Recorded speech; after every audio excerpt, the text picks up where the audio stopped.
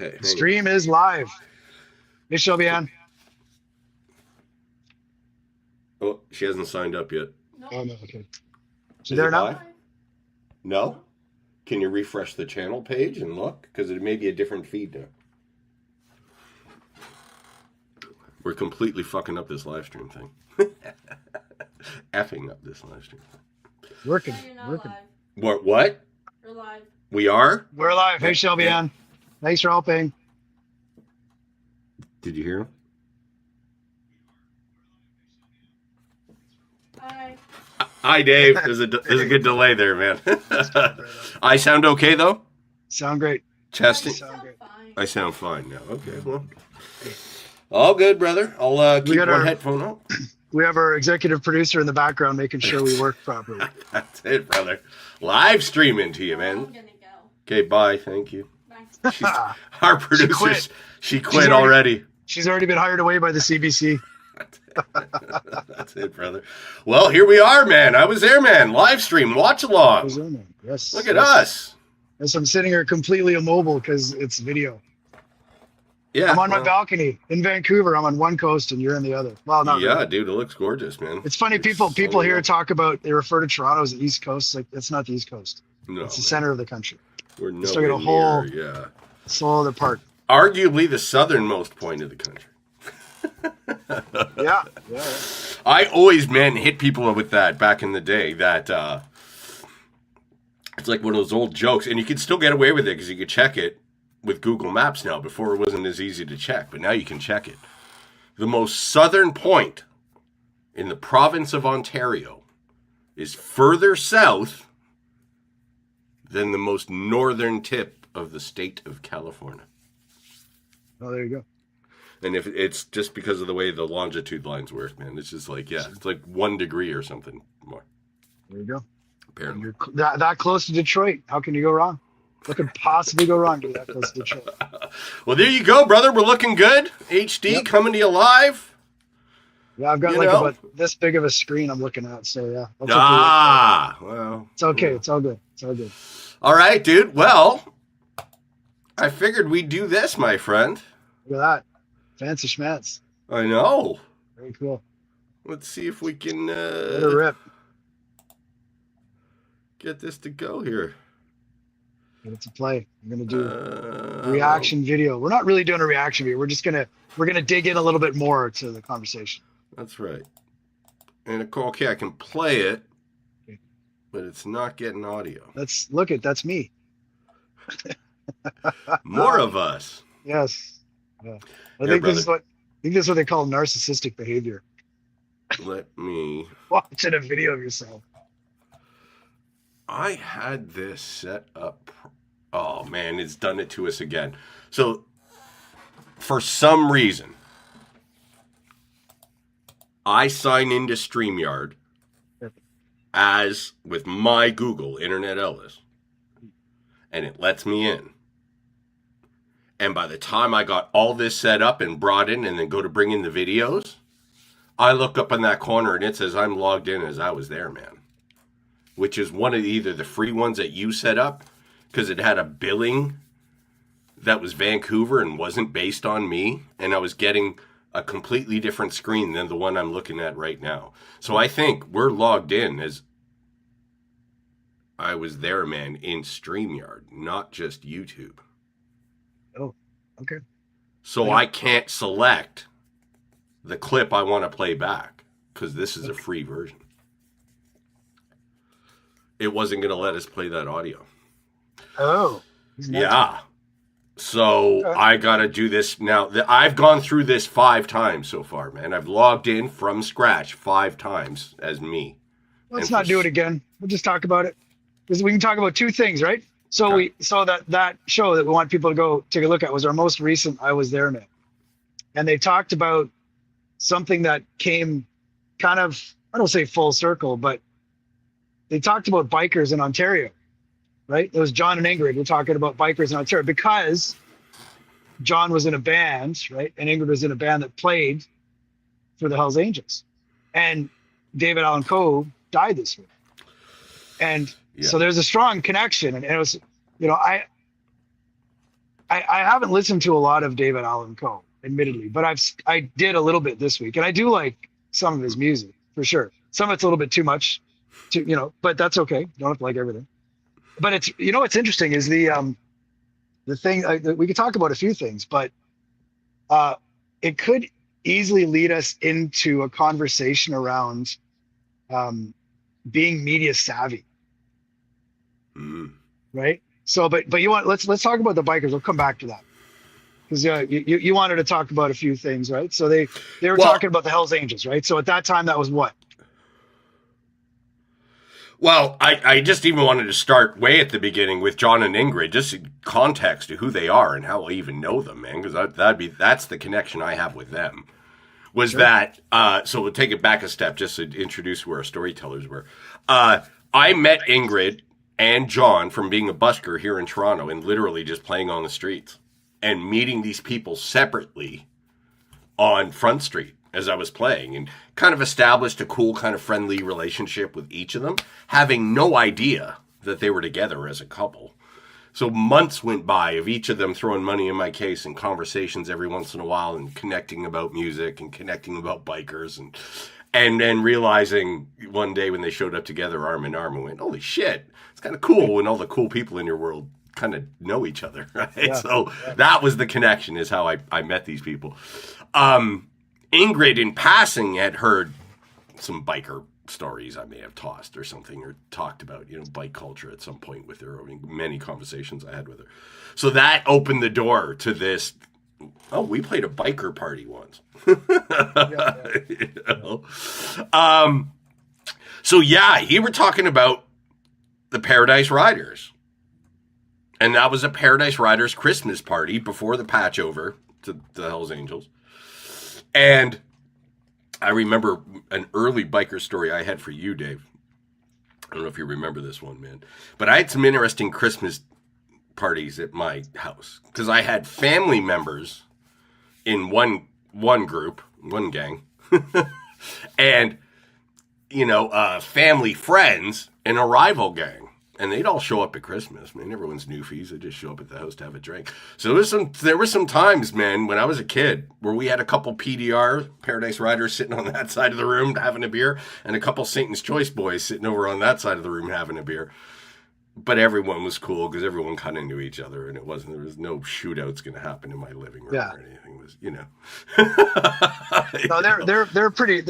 At the time, I remember, everybody had their clubhouse, and everybody had their territory. Like Satan's Choice were more Kitchener, Waterloo area. Like they had that area, and the Paradise Riders more had Toronto proper.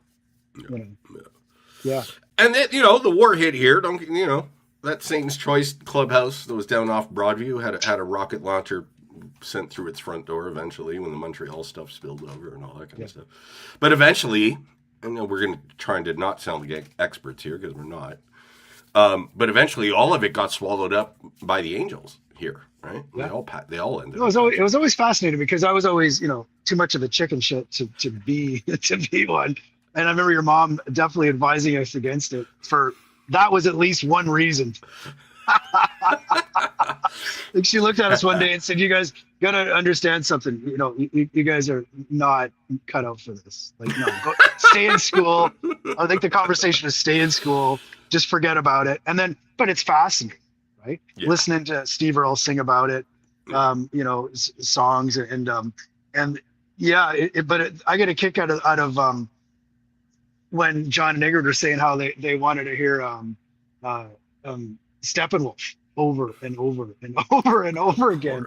It was funny. It's like, yeah, but wouldn't you get bored of it? And wouldn't you want to listen to Nine Inch Nails? But then that would make me not a biker because I would get bored of listening to Steppenwolf. I think part of the whole thing, because I can spill into this story. I had that happen to me in a band with a couple guys and some guitars in Florida once. No, I think part of Play It Again, man, is the idea that they can just instill their will in you, and you're going to play it again. I think that's part of it. So I had a moment, man. We were in Florida, a high school trip. I was 18 years old. So I had my friends at St. Rob's, grade 9 and 10, met the drunk fucks and the rocker guys, and you guys all you knew, Sean, Scott, and Doug, and all those dudes, at Sir John A. Macdonald in grade 11 when I was 17. When I was 18, I went back to St. Rob's. Took a trip to Florida on a March break, high school bus trip. Knew that they were going, because we all hung out still together, even though we were at two different schools. I was playing in a band with Sean at the time. And it wasn't until those two buses pulled over at their first stop, road trip stop, that we, at the first McDonald's in New York, we went, dude, we're going together. Like, it was the wickedest thing to find out. Like, oh, we're booked in the same hotel with our friends. We got at least 3 guitars with us between the, the six of us or 5 of us that were there. We were the only long-haired guys on these 2 bus loads. 1 busload of Italians and a busload of Greeks. Genos. And these 5 long-haired drunks, man, the drunk fucks, this gang of outcasts that we were. We got down to Daytona Beach. Only, for those that don't know Daytona, it's split in half, basically. And during March break, and they try not to schedule them, I think, the exact same week, but it does happen, that March break and Bike Week in Daytona sometimes cross over each other. And basically what it meant was there's one half of town is kind of the biker joints, and the other half is the students. And never the twain shall meet. Only we got put into one of the biker hotels on our cheap-ass trip that we were on. We didn't know till we got there. Us rocker guys didn't mind it so much. I mean, there's cool cars, cool kick-ass motorcycles. It was managed by a biker. And over half the rooms were hardcore outlaw bikers. The other half were a bunch of 18-year-olds from Toronto. And yeah, one of my friends got run over the hotel is in a U shape with a parking lot in the middle. And literally for the entire week, they had races on their hogs, open pipes, nitrous trip blown, crazy ass bikes. They were doing so many burnouts against the seawall. At one point, they had moved the seawall. It had collapsed onto the beach.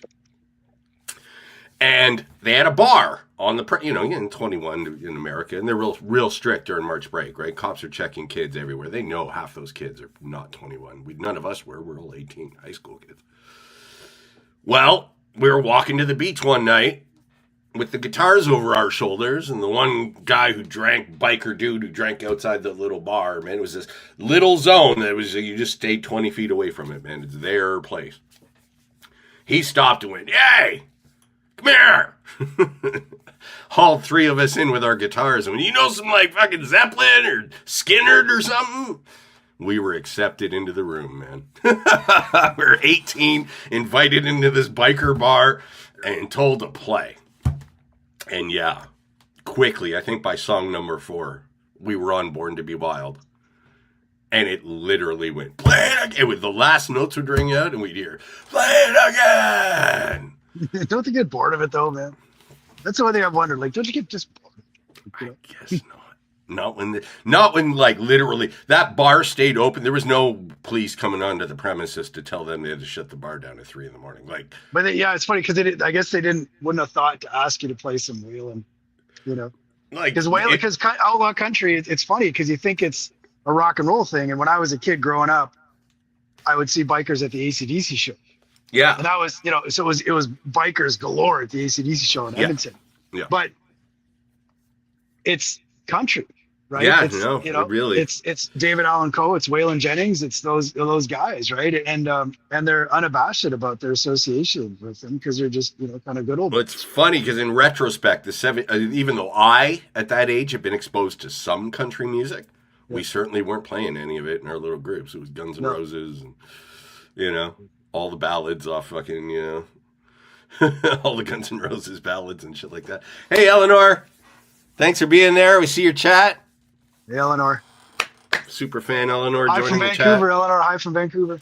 Yeah, look at him getting it's interesting. So go back to maybe the David Allan Coe thing, because it was, and the media, being media savvy, right? So part of it, I've been in this mindset for a very long time. With the medium is the message, right?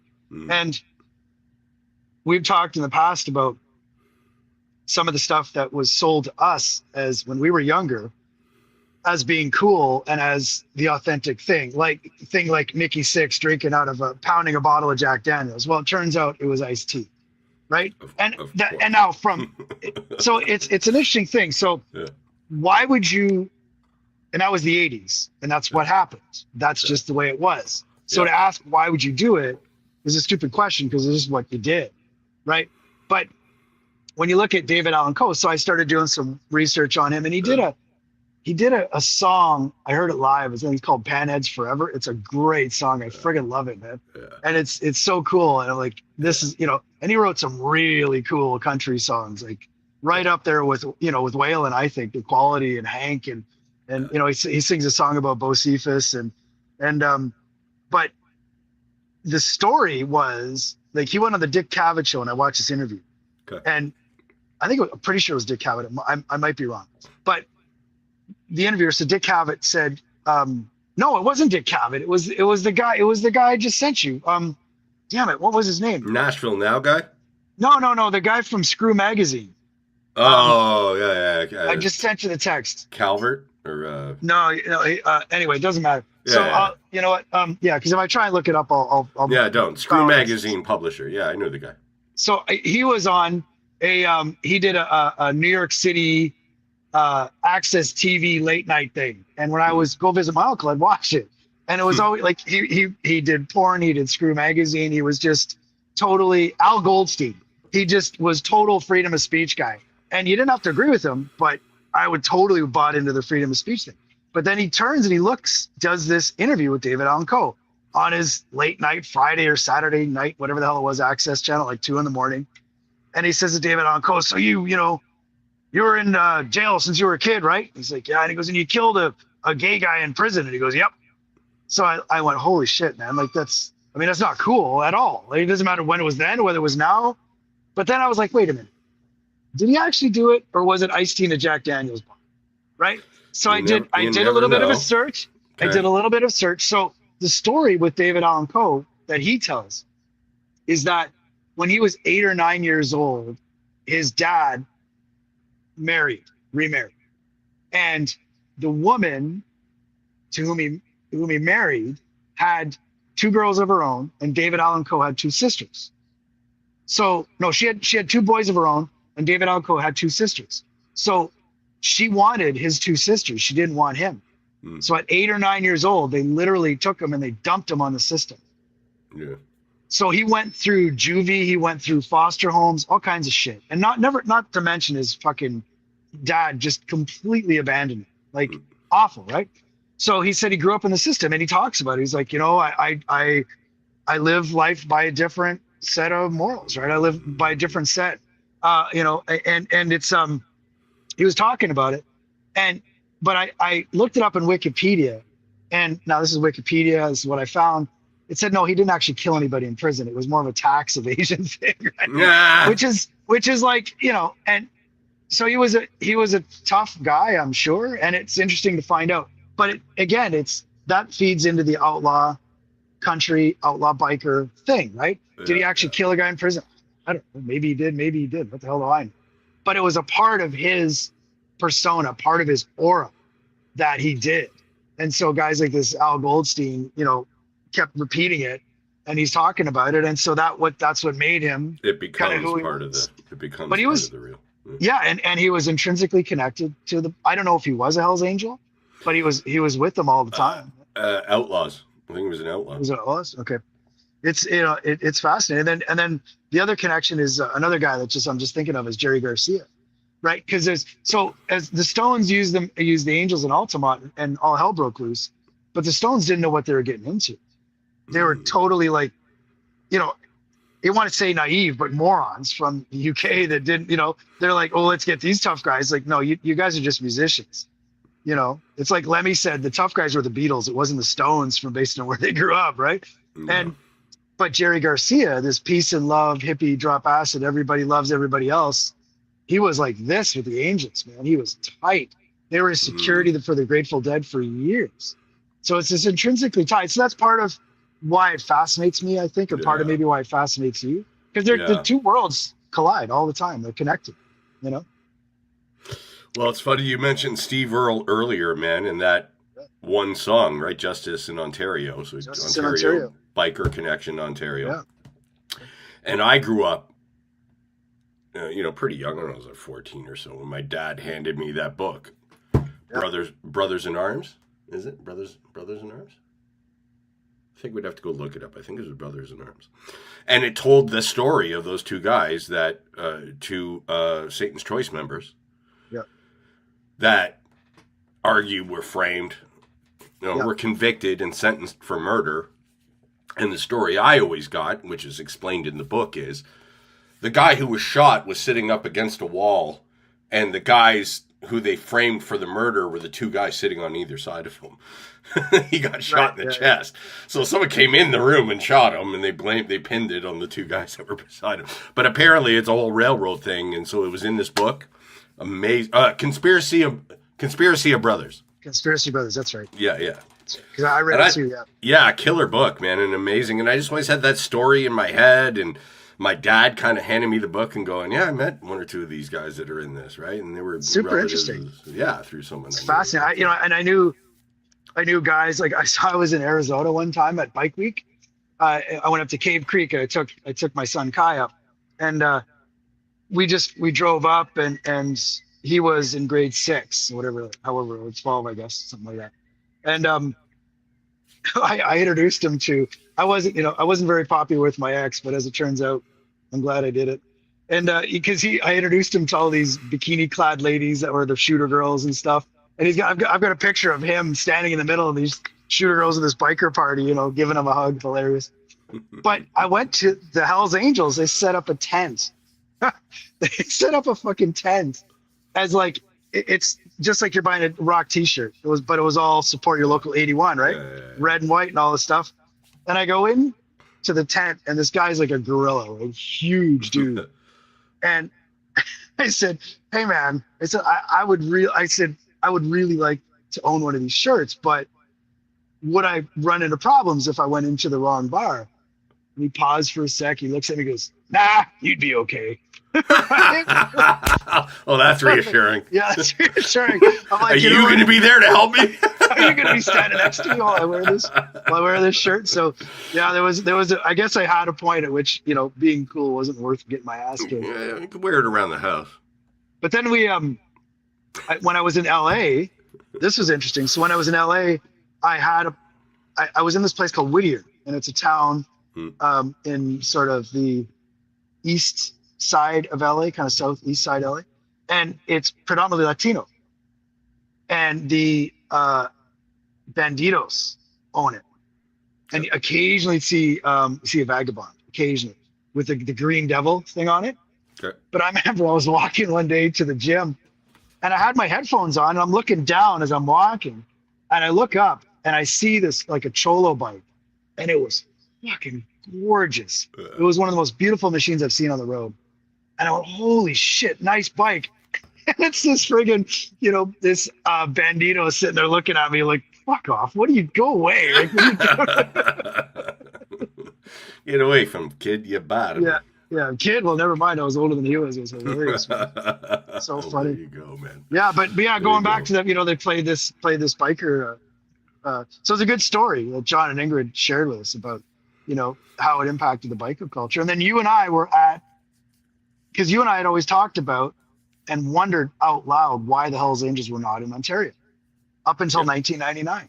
Yeah. And so the whole time I lived there from 91 to 99, it was Satan's Choice, Paradise Riders, and there was like no others. Angels. But the Hells Angels, a couple others. They were conspicuously absent in the biggest city in our country. Yeah. So the thing that we always assumed, sort of the old wives' tale or whatever, the folklore, was that the OPP had a deal with them that said a deal with the Paradise Riders and Satan's Choice, keep out the Angels and we'll let you do your business. Right? I don't know whether that's true or not. Who the hell knows? But at a certain point, well, because I now living in Vancouver and having lived in Victoria, they own this area. And this is this is direct import from China and up from south. Yeah. So I'm not assuming anything. I'm not assuming they do anything illegally, but you never see their Bringing colors in anymore. Computer chips. Yeah, well, yeah. But remember that time when we were at the horseshoe and we saw that guy? So we were standing at the horseshoe and it was packed. And it wasn't even late. It was light out. So it was dusk, probably like this. Yeah. And I remember standing at the bar and I turned and I looked to the door and it was like busy. You couldn't really see. And like it was people, right? And it like parted like Moses. This big like, blonde, long-haired blonde dude with a black leather vest and red and white sergeant at arms on his, Jesus Christ. And then he stood like pretty well next to you and I, and just everybody cleared out a spot. And the thing that was striking was that how fresh his patches were. They were there was no snow stains. White. There was no stains. There was snow white. And I remember thinking, holy cow, this is it, man. They're in. And that was it. You know, the floodgates are open. Yeah, fascinating. So, Al, let's get this one last biker anecdote in here and squeeze this one in. So I'll never forget, they would have been the Hells Angels by the time this would have happened, that clubhouse on Eastern. The old, that was Choice, I think, or was that PDR? That was, the one right down in Eastern was Satan's Choice. Yeah, Choice, yeah. And it's when it patched PDR, over. Yeah. So I'll never forget. You were living off Pape. I was living in the east end of the city. We're both coming out of work or downtown, getting off Richmond and get off Eastern. And I didn't even know it was you. You're in your Acura, your little red Acura. And I was driving the truck or something. And this guy's like racing me at a fucking light and then cut me off, man, at the next light. And I was like, what the fuck is this, man? Who's this guy? We get to the next light. They do it again. Now we get to the light right there by the clubhouse, man. And at that point, he stopped, man, in front of me. I'm ready to fucking get out. I hop out of the car. I'm like, what the fuck? And it's you in front of me the whole time, man. You got out. You're like, what are you going to do? Get out on me, you motherfucker. And it was at that moment that I looked over your shoulder, because I'm looking behind you, and I look over your shoulder. It was Tuesday night. Wednesday, church night. It was church night. And they were all out on the front lawn, and two cars just pulled up, one of the tires screeching, and one of the guys just got up going, what the fuck? They're going to start taking bets. They didn't know if it was a fight, a road rage, which is what hopefully they thought it was, or fucking they were getting raided, or it was like something was going on, man. But there was a moment where I immediately realized, oh, we just caught the wrong people's attention, man. I just quietly get back into this truck. Let's go get some nachos. Let's get some popcorn, chicken, and gravy. Yeah. Like the last place you want to cause trouble is outside of the fucking clubhouse. So we'll go full circle and we'll end it, I think, if I make sense. Sure, man. As your mom said, we're not cut out for it. We're not, dude. I'd rather put on fucking Easy Rider. Yep, that's right. Live vicariously. Listen to the guy pull up outside. There's a nice hog that pulls up outside the liquor store every 2 days. He parks right by me and fires it up every time, and I love it, man. He always apologizes, man, because he knows it's louder than my amp. Okay. And so I just stop playing when he pulls up because I love his bike, man. He's a cool dude. And next time we talk, I'm going to be in Cancun. All right, brother. So that's going to be a whole other thing. So I'll have my Mexican American. With names like Cha-Cha and Chico. And white girls named Debbie, too. What's the name of the brother-in-law? Jeff. Good call, brother. Wow, dude, when are you heading out? Tomorrow. Soon? Well, going to Edmonton. So, yeah, I mean, it makes all the sense in the world. We're flying from Vancouver to Edmonton to Mexico. Okay. Maybe you'll see some snow before you get there. And to see my mom anyway, so that's good. Yeah, there you go. Say hi to mom. I will. And you know what? We're gonna straighten out this whole live streamy thing. It took 5 attempts. It's all good. Took 5 attempts to get this one going, but we're good. We're gonna play back a clip next time. The next time we do this, I think we're gonna bring on Cameron Carpenter. was a guest on our show. Yeah. Publicist, manager, Canadian music heavyweight insider. It was cool. Yeah, chatting with him was good. We got a whole bunch of great stories out of him. We were just sitting on a bit of a treasure trove with him. Yeah. And this was a test run so that we could react live to one of Cam's stories, because we've got a couple that we're going to really connect with, man. And those are the ones that we're kind of pulling on right now, folks, is stories that we're connected to. That's what we're aiming for at this point. It's not just anything. It's the ones we want to get. If anyone knows anyone who's seen Elvis or Marty Robbins, going to be a little bit trickier on that one. Right. Marty Robbins. If you know anyone who saw Marty Robbins, reach out. Direct message us on any of our platforms, folks. Or come see me in Cancun. There you go. Thanks for being there. All right, Eleanor, as always, thank you for all the comments, all the love. Thanks, Appreciate everyone. Yes. Executive producer. Thank you, guys. Appreciate you. We'll see you next Friday, probably. Sounds good. See you guys. Bye. Hey, in the street.